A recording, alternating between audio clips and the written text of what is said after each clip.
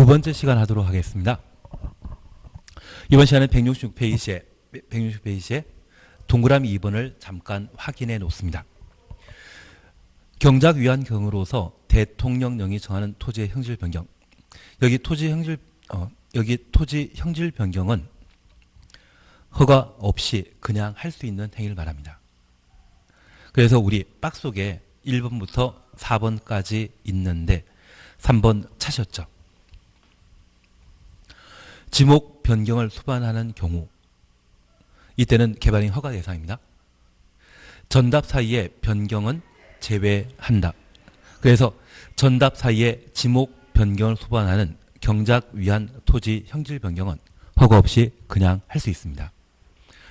좀 어렵게 표현하고 있는데, 기본적으로 경작 위한 토지 형질 변경은 개발인 허가 대상이 아니다. 그 생각해 주시고, 지목 변경 수반하는 경우는 허가 대상이고, 전답 사이에 지목 변경 수반하는 토지의 형질 변경은 허가 없이 그냥 할 수 있습니다. 그래서 우리 박스 속에 토지 형질 변경 찾으셨죠? 위로 올라가시면 위에서 네 번째 줄에 가로 속에 경작 위한 토지 형질 변경은 제외한다. 얘를 추천했습니다. 개발인 허가 없이 그냥 할 수 있다. 그렇게 구분해 놓습니다. 그리고 167페이지에 허가받은 사항의 변경입니다. 개발인 허가받은 경우 변경하는 경우에는 변경 허가 받아야 된다. 다만 다음 경미한 사항을 변경하는 경우에는 특광시군에게 통지해야 한다. 그래서 경미한 변경의 경우는 허가 없이 변경할 수 있다. 그렇게 기억하시면서 박스 속에 1번 사업기간 단축 동그래 놓습니다. 규모가 사업기간이 단축되면 경미한 변경으로 취급하여 변경 허가받을 필요 없습니다. 그리고 2번에 가분 보시게 되면 부지 면적 또는 건축물 연면적을 5% 범위 내 축소하는 경우 축소 동그라미 해놓습니다. 축소도 규모 작아졌기 때문에 경미한 변경에 해당되게 됩니다. 우리 시험에 이 경미한 변경을 전부 정리하는 것은 불가능합니다. 얘 나오면 버리는 게 마음 편한데, 특별히 축소, 단축이란 말 보게 되면 규모 작은 경미한 변경에 해당되는 것으로서 변경 허가받을 필요 없다. 그것만 기억해 놓습니다. 그리고 3번 개발인 허가 대상의 예외 찾으셨죠? 다음 각호 어느 하나에 해당되는 행위는 개발인이 허가받지 않고 할 수 있다. 다만 응급조치한 경우로서 1개월 이내 특광시군에게 신고하여야 한다. 그래서 1개월 이내 주셔놓으시고 신고 줄만 쳐놓습니다. 양가 1번입니다. 재해 복구나 재난수를 위한 응급조치 주셔놓습니다. 2번 제끼십니다. 다음 페이지 찾으셨죠? 다음 페이지 보시게 되면 1. 건축물 건축은 지나가 버리시고, 3번 공작물 설치 찾으셨는데 10번 찾았습니까? 너무 작은 글씨지만 양해해서 봐주셔야 됩니다. 녹지지역, 관리지역, 농림지역 안에 녹관농 가로놓습니다. 농림업용 비닐하우스 설치, 농림업용 비닐하우스 추천했습니다. 경미한 사항으로서 허가 없이 설치할 수 있습니다. 가로 속에 육상어류 양식장 제외한다. 육상어류 양식장 제외 추천했습니다. 육상어류 양식장의 경우는 허가 대상이라는 것 확인하십니다. 그리고 3. 토지의 형질 변경과 관련되어 A, B 버립니다. C는 천천히 하실 겁니다. D 이번에 하십니다. 대신 CD를 우선 묶어 놓습니다. C, D를 묶어 놓습니다. D번 보시게 되면 국가 또는 지방자치단체가 공익상 필요에 의해 직접 시행하는 사업을 위한 토지의 형질 변경 누가 합니까? 국가 지방자치단체가. 행정청이 하는 행위에 대해서는 행정청인 특광시군에게 따로 허가받을 필요 없다. 그렇게 이해해 놓습니다. 4. 토속 제치에 대해서는 제끼십니다. 그리고 토지 분할과 관련되어 A번 사도 개설 허가받은 토지의 분할 천천히 합니다. 그리고 2. 너비 5m 이하로 이미 분할된 토지를 건축부에 정하는 분할 제한 면적 이상으로 분할하는 경우 천천히 하십니다. 그리고 B, C, D 세 개를 묶어 놓습니다.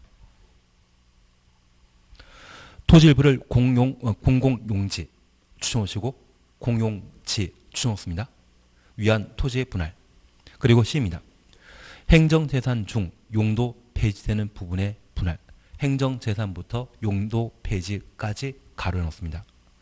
일반 재산을 매각, 교환, 양형하기 위한 분할, 일반 재산 줄쳐 놓습니다. 그리고 D입니다. 토지일부가 도시군 계획설로 지형도면 고시가 된 당해 토지의 분할, 도시군 계획시설부터 지형도면 고시까지 가로해 놓습니다. 6번 지키십니다. 그러면 이번 시간에 우리가 다시 한번 봐주실 것은 개발행위 허가와 관련된 사항을 함께 살펴놓습니다. 여기 개발행위 허가와 관련되어서는 우선 도시군 계획사업에 저촉되는 행위를 개발행위라 하고, 저 개발행위는 특광시군, 도시군 단위로 집행되기 때문에 허가권자인 특광시군에 허가받은 때 할 수 있습니다. 개발행위 허가 대상은 6가지인데 그 6가지 중에 공사를 수반하는 4가지에 대해서는 그 개발행위가 완료되게 되면 허가권자에게 준공금사 받아야 되고, 토지를 분할하거나 물건을 쌓아놓는 행위, 적지 행위에 대해서는 공사가 없었기 때문에 준공금사 받을 필요 없습니다.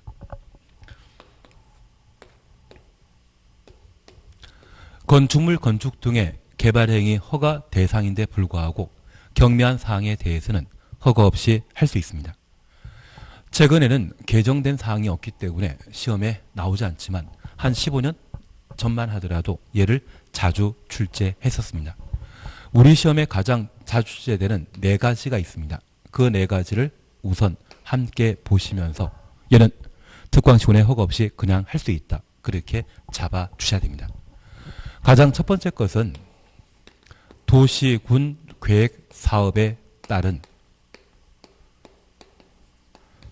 개발 행위입니다.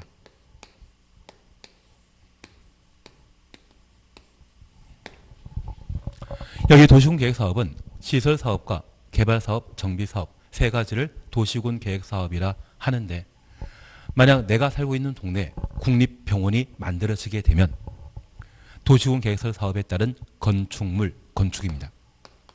이미 도시군 관리 계획으로 결정되어 시행하는 사업인데 또 특광시군의 허가를 필요 없습니다. 그래서 도시군 계획 사업에 따른 개발 행위는 특광시군의 허가 대상이 아닙니다. 심지어 도시 개발 사업에 따른 일정 규모 초과는 건축물, 건축, 도시 개발 사업에 따른 일정 규모 초과는 토지의 형질 변경은 허가 받을 필요 있다 없다. 개발 사업도 도시군 계획 사업에 해당되기 때문에 따로 허가 받을 필요 없습니다. 그리고 재건축 사업을 통해 35층의 아파트를 만드는 경우, 재건축 사업은 정비 사업의 한 종류로서 그것도 도시군 계획 사업에 따른 아파트 건축이기 때문에 따로 허가 받을 필요 없습니다. 그리고 두 번째 우리 시험에 잘 출제되는 것이 경작 위안 토지의 형질 변경입니다. 여기 경작 위안 토지 형질 변경은 봄에 지력이 다한 농지에 흙을 잔뜩 쌓아놓는 경우가 있습니다. 그렇게 흙을 잔뜩 쌓아놓게 되면 그 자체가 성토가 되게 됩니다. 다만 그 목적이 무엇이다? 경작 위안 토지 형질 변경입니다. 그러면 우리가 잠깐 이해하실 것이 있습니다. 사실 이 개발행위 허가 대상과 허가 없이 할 수 있는 것을 각각 구분하게 되면 기환경 때문입니다. 만약 건축물을 새로 만들게 된다고 하면 그 건물을 이용할 수 있는 충분한 도로가 있어야 되고 전기, 수도시설이 필요할 겁니다. 5개 광고판이라 분류는 광고탑을 하나 만들고자 한다면 그때도 전기 충분히 필요하거든요. 그래서 이 개발 행위와 관련되어서는 기환경에 적합한지를 파악할 필요가 있습니다. 다만 경작 위한 토지 형질 변경의 경우에는 새로운 전기, 수도시설 필요하다 필요 없다. 필요 없기 때문에 경작 위한 토지 형질 변경에 대해서는 허가 없이 그냥 할 수 있습니다. 다만 이 경작 위한 토지 형질 변경이 지목 변경을 수반하게 되면 그때만큼은 개발 행위 허가 대상이 되게 됩니다. 그래서 우리 칠갑산이라는 노래를 들어본 적이 있는데 그 칠갑산이 한때 한 반년 정도 잠깐 유행하다가 사그라든 적이 있습니다. 그 칠갑산에 등장하는 분 중에 한 분이 공밤내는 안악내에 계시는데, 이분이 산에 밭을 만들게 되면 산지 전용 허가라는 것을 받고 산을 밭으로 만들어야 되는데 아마 허가 없이 그냥 밭을 만드시나 봅니다. 그렇게 지목이 종전에 산지였는데 전답으로 변경하는 토지의 형질 변경이라고 하면 그때는 불법 행위에 해당되기 때문에 처벌받을 수밖에 없거든요. 아마 칠갑산이 그래서 잠깐 유행하다가 끝나지 않았나 싶습니다. 다만 이 지목 변경이 전 답 사이에 지목 변경을 수반하는 경작 위한 토지 형질 변경의 경우는 경미한 행위로서 허가할 필요 없습니다. 우리가 알고 계시길 전 답은 모두 농지이거든요. 농지 상호간의 지목 변경이라고 하면 큰 문제 없기 때문에 허가 없이 그냥 할 수 있습니다. 그래서 제가 부탁드리는 것은 경작 위한 토지 형질 변경, 전답 사이의 지목 변경 수반은 경작 위한 토지 형질 변경, 이 두 가지에 대해서는 허가 없이 할 수 있는데 전답이란 말 빼버리고 지목 변경을 수반하는 경작 위한 토지 형질 변경은 허가 대상이라는 것 확인해 놓습니다. 그리고 세 번째, 재복구 재난수를 위한 응급조치입니다. 하나 이해하실 것이 있습니다. 여기 개발행위 허가 받고자 하면 허가 신청한 날부터 15일 이내 허가 여부가 결정되게 됩니다. 그런데 최근 중국에서는 코로나 바이러스와 관련된 문제를 해결하기 위해 병원을 열흘 만에 뚝딱 만들어지더라고요. 그런 큰 일을 해결하기 위한 건축물 건축과 관련된 개발행위 할 때 일정한 인허가 절차를 거치게 되면 제대로 대처 못할 수 있지 않겠습니까? 그래서 재해 복구 재난 수비한 응급조치라고 하면 그때는 허가받지 않고 그냥 할 수 있다라는 것 확인해 놓습니다. 그리고 마지막 우리 봐주시는 게 녹지지역, 관리지역, 농림지역에 농림업용 비닐하우스 설치는 허가 없이 할 수 있습니다. 여기 녹지지역은 생산녹지역이라는 곳이 있습니다. 관리지역은 생산관리지역이 있고 농림지역은 농업 용도로 사용하는 땅이죠. 이러한 세 가지 용도 지역에 농사와 관련된 비닐하우스 설치라고 하면 많은 전기 소유설 필요 없기 때문에 이러한 때는 경미한 개발 행위로서 허가 없이 그냥 할 수 있습니다. 그런데 이 비닐하우스 안에 육상, 어류, 양식 목적의 비닐하우스를 설치하는 경우에는 허가 받아야 됩니다. 하나 이해하실 것이 있습니다. 저런 녹간동에 비닐하우스 만들게 된다고 하면 그 규모는 200평, 300평 정도입니다. 그리고 가끔 수도권에 공장 용지가 부족한 곳이라면 저 녹간 농자에 원래 공장 못 들어가거든요. 계획관리지역이라면 공장 만들어지는 게 가능하지만 녹간 농자에는 공장 만들어지는 게 곤란해서 이 비닐하우스 안에 공장을 가동하는 경우가 허다합니다. 제가 한 달에 걸쳐 들어보니 이곳에 마스크 만드시는 분도 계시다고 하는데 이번에 대박 나셨다고 하시더라고요. 원래 판매 가격의 3배 정도에 요즘 중국에 납품하면 잘 팔린다고 하시더라고요. 엉뚱한 이야기만 들었습니다. 그런데 이 비닐하우스 안에 양식장 목적으로 이러한 땅을 파내게 되면 절토 작업에 해당됩니다. 그리고 이 비닐하우스가 도로나 학교 용지로 결정되었을 때 도시군 계획서 사업 시행자는 얘를 메꿔야 되거든요. 도시군 계획 사업에 도움된다, 방해된다. 방해되기 때문에 육상, 어류, 양식 목적의 농림업용 비닐하우스 설치하는 때는 허가 받도록 되어 있습니다. 그래서 우리 시험에 가장 빈번에 출제되는 것이 저 4가지인데 취지 이해하시겠습니까? 도시군 계획 사업은 이미 도시군 관리 계획으로 결정해서 허가받을 필요 없고 경작 위한 토지의 형질 변경은 새로운 전기 수도 필요 없기 때문에 경미한 사항입니다. 다만 지목 변경 수반하는 경우는 허가 대상이고 그 지목 변경이 전답 원래 농지 사이에 지목 변경 수반하는 경작 위한 토지 형질 변경이라면 허가 없이 그냥 할 수 있습니다. 코로나와 관련된 병원 건축이 필요하다고 하면 신속하게 대처할 필요가 있기 때문에 허가 없이 그냥 할 수 있다는 것 확인하시고 녹간농은 농사짓는 땅이죠. 그곳에 농림업용 비닐하우스라고 하면 당연히 할 수 있는 일입니다. 다만 저 비닐하우스 안에 육상 어류 양식장을 설치하는 경우는 경미한 사항이다, 중요한 사항이다. 중요한 사항이기 때문에 허가 대상이라는 것 확인해 놓습니다. 그래서 이 네 가지가 가장 기초가 돼야 됩니다. 우리는 여기에 몇 개를 추가했습니다. 그 추가한 사항 중에 우리가 첫 번째 함께 보셨던 것이 바로 3번 토지의 형질 변경과 관련된 사항을 함께 봤습니다. 그 중에 국가, 지방자치단체가 직접 토지 형질 변경하게 되면 국가 지방자치단체는 행정청으로서 특광시군인 행정청에게 따로 허가를 필요 없다라는 것 기억해 놓습니다.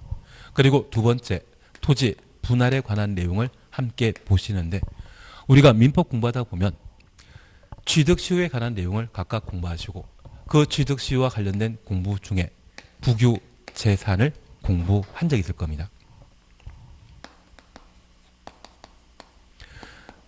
여기 국유재산은 시청가치, 행정상 목적으로 사용하는 국유재산을 행정재산이라 하고 이러한 행정재산은 취득시효의 적용 대상이 아닙니다. 아주 과거에 잡종재산이라 분류된 것을 지금은 법을 개정해서 일반 재산이라 표현하고 있습니다. 그중에 행정재산과 관련되어서는 공용재산과 공공용재산, 기업용재산과 보존재산으로 각각 구분하고 있는데 여기 공용재산은 시청이나 법원, 검찰청처럼 공적인 목적으로 사용하는 국유재산을 공용재산이라 하고 여기 공공용재산은 우리 공공의 적이라고 하는 영화 제목 들어본 적 있습니다. 그때 공공은 불특정 다수의 적을 말하거든요. 누구나 사용할 수 있는 호수, 공원, 도로 등이 있다고 하면 걔를 뭐란다? 공공용 재산이 하며 여기 기업용 재산은 양곡 수매하는 경우가 있습니다. 그 양곡 수매하게 되면 잘 보관해야 됩니다. 그걸 기업용 재산이라 표현하고 남대문, 동대문 있는 자리를 문화재라 하고 그 문화재 보존하기 위해 두고 있는 곳을 보존재산이라 표현합니다. 그러면 우리 토지 분할과 관련된 사항으로 공용지 또는 공공용지를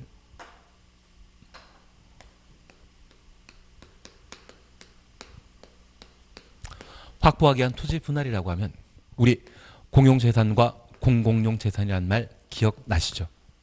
이 분할의 주체는 누가이다? 국가지방자치단체 행정청이기 때문에 이러한 토지 분할에 대해서는 따로 허가받을 필요 없다라는 것 구분하십니다. 그리고 두 번째, 행정재산을 용도 폐지하기 위한 토지 분할. 행정재산이 용도 폐지되게 되면 공매 가능한 일반 재산이 되어버립니다. 일반 재산이건 행정재산이건 관계없이 모두 국가 소유이기 때문에 그러한 분할이라고 하면 허가 없이 당연히 하는 겁니다. 그리고 세 번째, 도시군 계획설이 결정 고시되었고 그 효력 발생하는 것은 지형조명고시한테 효력 발생하게 됩니다. 그 도시군 계획설에 지형조명고시되어 토지 분할하는 경우라면 얘는 장래, 나라에서 수용할 땅이거든요. 그래서 행정청이 도시군 계획서를 만들기 위한 토지 분할이라고 하면 허가 없이 그냥 할 수 있다는 것 확인해 놓습니다. 그래서 우리 토지 분할과 관련되어 B, C, D 세 가지는 누가 주체가 되는 것이다? 국가 지방자치단체가 주체가 되기 때문에 이 경우에는 따로 허가받을 필요 없는 행위라는 것 확인해 놓습니다. A번 사도개설에 허가받은 토지의 분할은 이렇게만 이해해 주십니다. 여기 사도는 개인이 만든 도로를 사도라 표현합니다. 대한민국에는 한 10여 개 정도의 도로 만드는 법이 있습니다. 이 도로 만드는 법을 내가 꿰차게 된다고 하면 맹지를 대지 만들어서 토지 가격을 10배 이상 띄어 올릴 수 있는 방법을 강구하게 됩니다. 그래서 우리는 민법 공부하시면서 주의 통행권이라는 것을 공부한 적이 있는데 이 주의 통행권이라는 것을 잘 공부하게 되면 걔가 맹지를 대지 만드는 방법의 한 종류입니다. 그리고 우리는 지금 국토계획법 공부하시면서 도로라는 기반시설을 주민, 이해관계인의 입안 제한을 통해 도로 만들어질 수 있다는 것도 한번 보셨는데, 그렇게 도로가 만들어지게 되면 토지의 가격은 달라지게 됩니다. 나중에 이 도로 설치와 관련된 내용을 다양한 경험을 통해 축적하시거나 또는 도로 설치, 관리에 대한 사항들을 따로 강의하는 곳이 있다고 하면 한번 들어주시는 게 맹지를 대지로 바꾸는 기막힌 기술을 습득하시게 됩니다. 이런 건 좀 관심 있지 않으십니까? 나중에 실무하시면 천천히 배워 나가시면 좋지 않나 싶습니다. 제가 갑자기 엉뚱한 이야기 드렸는데 개인이 만드는 도로를 뭐란다? 사도라 표현합니다. 그러면 이 도로 만들기 위해 여러 필지의 땅을 관통하게 될 텐데, 이렇게 관통하게 되면 종전에 한 필지의 땅은 도로가 만들어짐으로써 자연스럽게 분리되거든요. 그런 토지 분할은 당연한 것이기 때문에 사도 개설 허가받은 때에는 따로 허가받을 필요 있다 없다. 그래서 이 사도 개설 허가와 관련되어서는 사도 개설 허가면 충분하지 따로 특광시군에게 허가받을 필요 없기 때문에 이때는 경미한 사항으로 취급하게 됩니다. 취지는 조금 이해시겠습니까? 그래서 나중에 우리가 시험에 합격하시고 나면 사도법도 한번 보실 때가 있으실 겁니다. 사도법에 따라 도로 만들어지게 되면 그 도로는 개인 소유이고 개인이 관리하지만 그걸 만들게 됨으로써 종전의 맹지가 대지로 바뀔 수 있는 그런 기적이 생기지 않나 싶습니다. 그래서 나중에 한번 천천히 그런 접할 기회가 있다면 한번 보시는 것도 괜찮을 겁니다. 그러면 이제 우리는 건축물 건축 등의 다양한 개발 행위 중에 허가 받아야 되는 것과 허가 없이 할 수 있는 것을 각각 구분하셨습니다. 이런 행위를 하고자 한다면 저 개발 행위 하고자 하는 자는 허가권자에게 신청함으로써 개발 행위를 할 수 있습니다. 각종 인허가는 나라에서 자연스럽게 아무나에게 그냥 내주는 것이 아니라 누가 필요하다 요청한 때만 인허가가 나오게 됩니다. 그래서 저 허가 받기 위해서는 개발 행위 하고자 하는 자가 허가권자에게 신청해야 되고, 그 허가권자는 누구이다? 특광시군이라는 것 다시 한번 기억하십니다. 그리고 이 허가받은 자는 공사에 착수하고 그 공사가 완료되게 되면 사용금사를 받도록 하고 있습니다. 그러면 이 사용금사는 허가 내준 자가 개발이 허가받은 대로 공사 제대로 이루어졌는지 가장 잘 확인할 수 있거든요. 그래서 준공금사하는 자는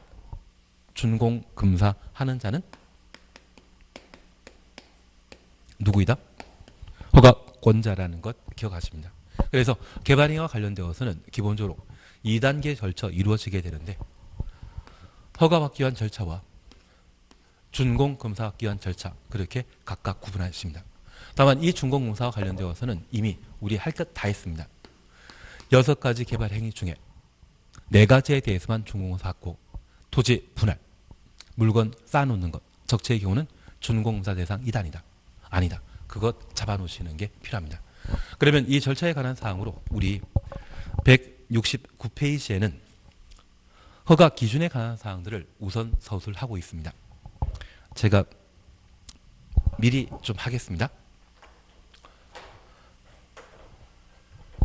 건축물 건축 등을 하고자 하는 자는 저 개발행위 허가 신청 시에 기, 환, 경에 서류를 제출하도록 되어 있습니다. 우리 국토계획법이 가장 신경 쓰고 있는 것은 뭐다? 기반경입니다. 우리 분당지구, 판교지구, 동탄지구라는 곳 들어보셨다고 하면 그곳은 지구 단위 계획에 따라 개발 사업을 한 것으로 저 지구 단위 계획의 필수 내용에는 기반설의 배치 규모를 담고 있습니다. 그래서 저 기반설을 해당 지역에 거주하는 인구 수에 따라 어느 정도 확보하는 것이 충분한지 그걸 강구하고 각종 개발 사업을 시행함으로써 국민의 삶의 질이 향상되었거든요.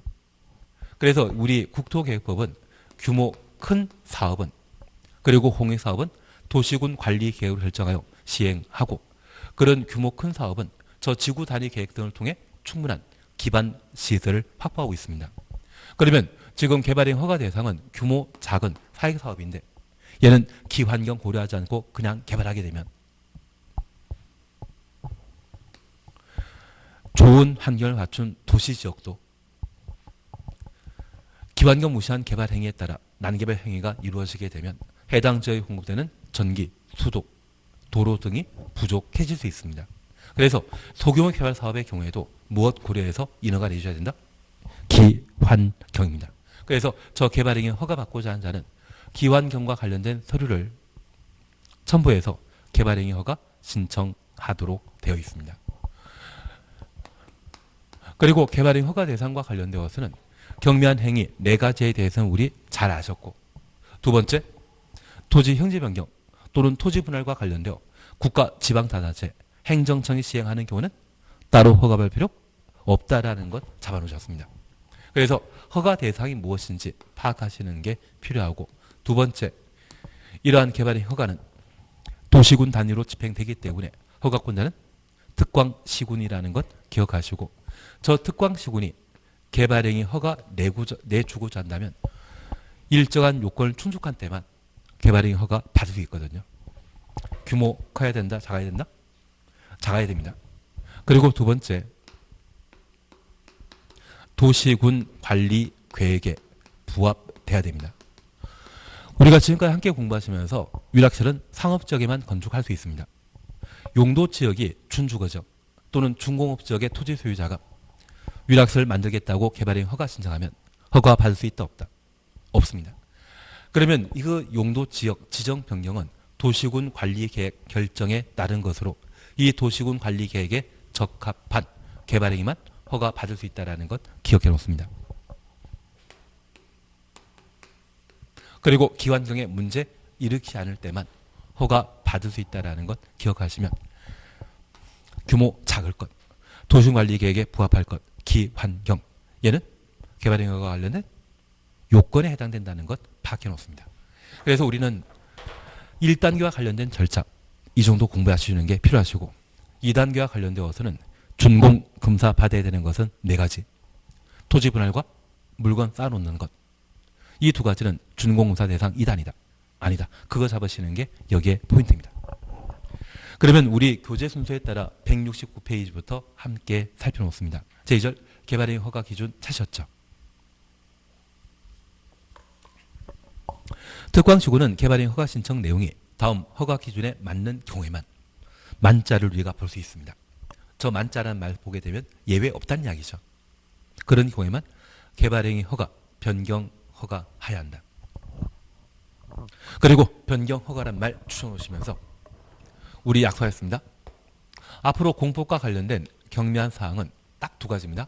단축, 축소. 이 말 나오면 변경되었지만 중요한 변경이 아니기 때문에 변경 허가할 필요 있다 없다? 없다. 그래서 우리 단축 축소란 말만 기억하시고 다른 경미한 변경에 대해서는 공부하면 참 좋습니다. 근데 그게 시험에 꼭 나오고 매년 나오는 파트면 제가 잘 정리해 드리는데 이게 띄엄띄엄 나오고 아무 데서 나오거든요. 그래서 그런 부분은 싹 버리시고 나는 경미한 변경을 알고 있는 것은 딱 2가지만 아는 겁니다. 단축, 축소란 말 보게 되면 경미한 변경이다. 반면 연장, 확대란 말 쓰게 되면 그때는 중요한 변경에 해당되기 때문에 그러한 경우에는 변경 인허가 받아야 된다. 그렇게만 기억해 놓습니다. 그리고 양가 1번 허가 기준 면적으로서 박스를 함께 오십니다. 대통령이 정하는 개발행위 규모란 다음 각호 하나에 해당되는 토지의 형질 변경 면적을 말한다. 토지의 형질 변경 면적 가로만 해놓습니다. 그리고 A번 도시역의 주거적, 상업적, 자연녹지적, 생산녹지역의 경우는 10,000제곱미터 미만. 미만이란 말 쓰게 되면 얘는 규모 크다 작다. 작다라는 거 박여놓습니다. 그리고 공업지역의 경우는 30,000제곱미터 미만. 보전녹지역의 경우는 5,000제곱미터 미만. 관리적 농림지역의 경우는 3만 미만. 자연환경 보전지역의 경우는 5,000 미만일 것. 그래서 A부터 D까지 묶어만 놓습니다. 그러면 첫 번째 우리 봐주실 것은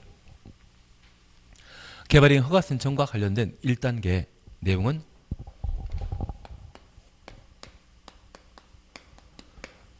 교재 순서에 따라 잠시 후에 하시고 개발행위 허가와 관련된 절차에 관한 사항으로 현재 개발행위 허가하는 자는 허가권자로서 누구이다? 특광시군이라는 것 기억하십니다. 그리고 두 번째, 개발행위 허가 요건과 관련되어 규모 작다.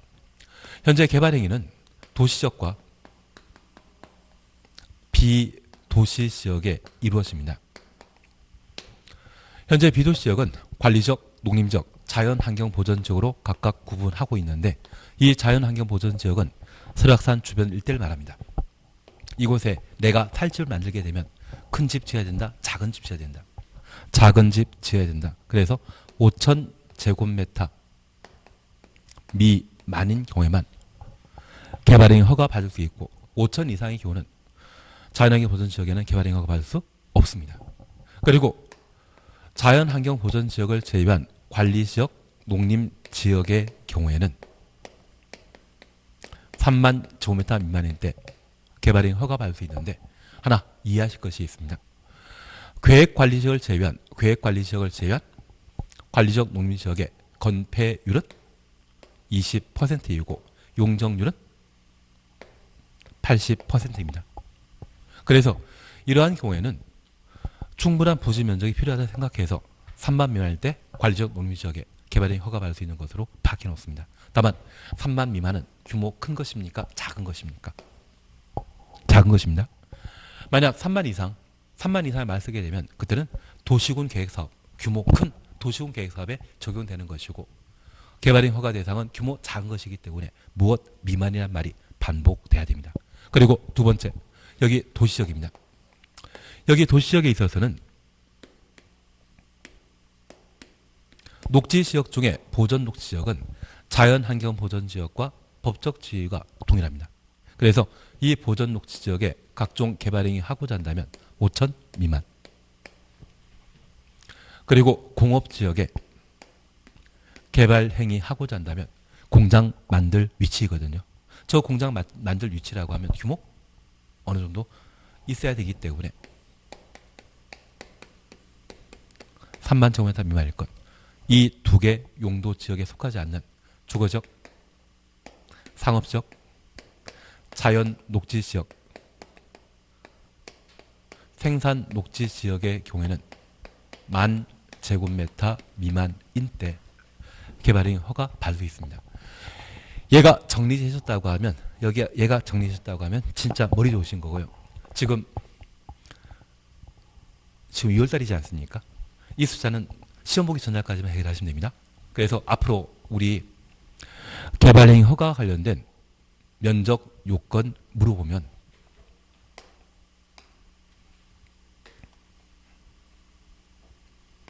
1, 2, 3이라고 기억해 놓습니다. 그 중에 우리 하나 이해하실 것은 저 이자를 거울에 비춰 반사하게 되면 이는 5자로 보이거든요. 그래서 용도 지역 중에 두 개, 보전녹 지역과 자연환경 보전 지역 이 두 곳에 개발행위 허가 요건은 두 개 용도 지역 5,000제곱미터 미만해야 되고 공업지역 3만, 관리적 농지역 3만. 그래서 세 개 용도 지역의 경우는 개발행위 허가 요건이 3만 제곱미터 미만. 그래서 우리 앞으로 개발행위 허가와 관련되어서는 1만 미만, 5천 미만, 3만 미만으로 각각 기억하시면서 앞으로 개발행위 허가 기준 1, 2, 3으로 이게 나오십니까? 1, 3, 5가 나오십니까? 그냥 저는 1, 2, 3을 하겠습니다. 꼭 기억하실 것. 2. 개발행위 허가 기준과 관련된 가장 소규모는 5천 미만이라는 거 기억하시고 그 5천 미만에 적용되는 용도지역은 두 개. 도시지역에서는 보전녹지역, 비도시지역에서는 자연환경보전지역. 보전관리지역이 있다면 그 보전관리지역은 얼마? 3만. 그래서 보전관리지역도 5천 미만에 하시면 안 됩니다. 그리고 3만 제곱미터 미만 적용되는 곳은 3개 용도지가 생각하시고 이러한 곳을 제외한 나머지 주거지역, 상업지역, 자연녹지역, 생산녹지역은 1만 제곱미터. 그래서 앞으로 개발의 허가 요건과 관련되어 면적과 관련되어서는 1, 2, 3이란 말로 대신할 겁니다.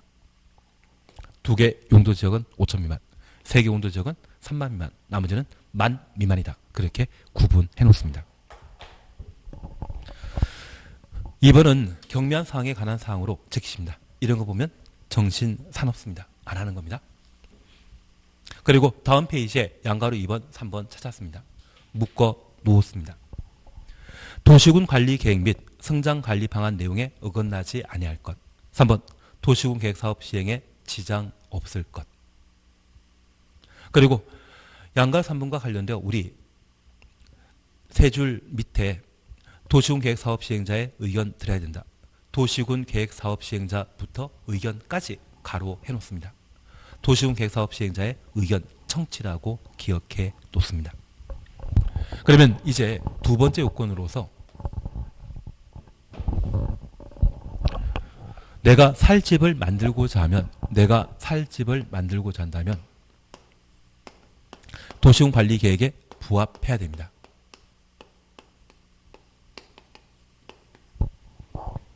그리고 내가 살 집을 만들고자 하는데 저 도시군 관리 계획으로 도시군 계획 사업, 특히 도시군 계획설 사업 창소로 결정된 곳에는 수용 전이랄지라도 내가 살 집을 만들 수 있다 없다. 도시군 계획설 부지에는 도시군 계획설 사업에 방해될 수 있는 건축물 건축, 공작물 설치할 수 없습니다. 그러면 도시군 계획 사업은 도시군 관리 계획으로 결정한 것이고 그에 적합한 때만 허가받아 개발할 수 있지. 도시군 관리 계획 무시하는 개발행위 한다 못한다. 못한다라는 것 확인하십니다. 그래서 3사는 도시군 관리 계획과 관계된 사항으로 박해 놓습니다. 그리고 우리 도시군 계획설 사업 시행자의 의견증 찾으셨죠? 가로 해 놓으셨죠? 앞에다가 개발 행위 허가와 관련된 의견 청취는 3개 있습니다.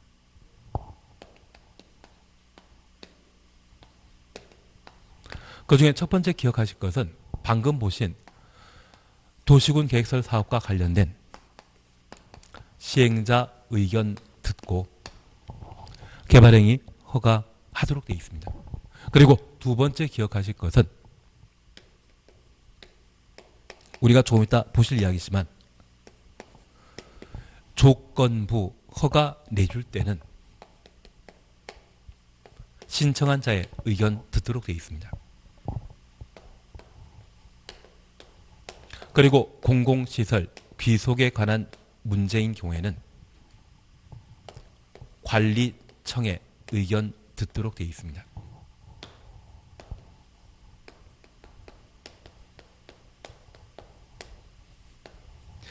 주민 의견 청취는 없습니다.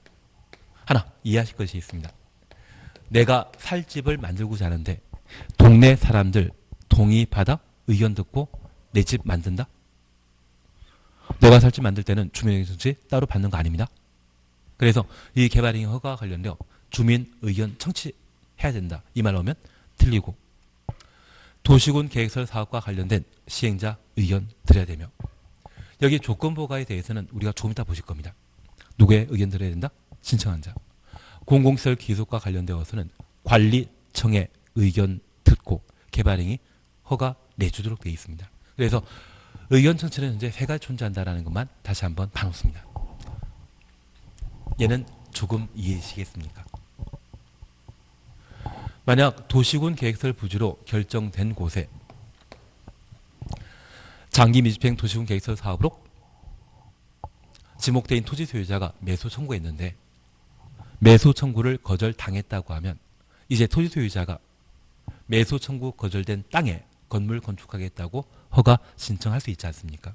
그런 허가 신청 받은 특광시군은 해당 도시군 계획설 시설 사업 시행자가 어떻게 생각하는지 한번 물어보고 허가 내줘야 된다. 그런 의미에서 도시군 계획 사업 시행자의 의견 듣고 개발행위 허가하도록 되어 있습니다. 취지이시겠습니까? 그래서 얘는 매수 청구와 관계된 사항으로 파악해 주시면 충분하지 않나 싶습니다. 그리고 세 번째 우리 보시는 게 기환경입니다. 그래서 우리 4번, 5번 보게 되면 주변 환경, 경관과의 조합, 5번 보게 되면 기반설 연동이라는 말 찾으셨죠. 그래서 이 4번, 5번 묶어놓으면 뭐다? 기환경으로 기억해 주십니다. 그래서 현재 개발인 허가와 관련되어서는 규모에 관한 문제요, 도시군관리계획에 부합할 것, 기반경에 적합할 것, 이 세 가지를 함께 보셨습니다. 그런데 우리 하나 이해하실 것이 있습니다. 여기 면적 요건에 위반해서 5만 제곱미터를 개발하고자 한다면 허가 받을 수 있다 없다? 없습니다. 두 번째, 상업지역에만 위락설 만들 수 있는데 주거지역에 위락설 만들겠다고 개발의 허가 신청했다면 허가 받을 수 있다 없다? 없습니다. 그런데 이 기환경과 관련되어서는 예외가 인정됩니다. 가끔 왕복 2차선 도로가 형성된 곳에 갑자기 왕복 4차선으로 도로가 넓어지는 경우가 있거든요. 그리고 쭉 끝까지 왕복 4차선이 아니라 한 100m, 200m 지나면 또 왕복 2차선으로 줄어드는 경우가 있는데, 이렇게 갑자기 도로가 넓어지는 곳이 있다면 그 옆에 이마트나 코스트코가 하나 들어서는 경우가 있습니다. 만약 백화점이나 또는 이마트 등의 건물이 만들어지게 되면 해당 건물 이용하는 차량이 많아지게 되고 한 개 차선, 두 개 차선을 점거할 상황이니까 이런 건물을 건축하고자 한다면 너 스스로 도로 넓혀야만 허가 받을 수 있다고 조건을 제시하는 경우가 있습니다. 그런 조건에 허가 신청자가 동의하면 조건부가 받을 수 있거든요. 그래서 현재 규모에 위반하면 또는 도시군 관리 계획에 부적합하면 조건부 허가 안 나갑니다. 기환경, 이 세 가지에 대해서는 뭐가 나가다? 조건 붙일 수 있다는 것 기억해 놓습니다. 그래서 우리 진짜 도로가 왕복 2차선인데 특정 구간만 왕복 4차선, 6차선으로 커지는 거 보셨습니까? 심지어 대형 건물 건축하다 보면 이 대형 건축물에는 비상발전기를 또는 자가발전기를 스스로 갖추는 경우가 있습니다. 특히 공장 같은 경우는 한전으로부터 또는 전기 따오기가 곤란한 곳에 공장이 만들어지게 되면 그 산업단지 안에 스스로 발전소 만들어서 가동하는 경우도 있거든요. 그래서 그러한 것들은 모두 기반설과 관계된 사항으로 그거 스스로 부담할 것을 조건으로 허가 받을 수 있습니다. 그래서 조건부호가 가능한 것은 뭐만? 기환경만 가능하다. 그렇게 잠깐 생각해 놓습니다. 그래서 저 세 가지 개발행 허가 요건과 관련되어 조건 붙일 수 있는 것은 뭐만? 기환경만 가능하다. 그렇게 구분해 놓습니다. 그리고 2번, 3번에 대해서는 잠깐 쉬었다 하셔야 될 겁니다. 쉬었다 하십니다.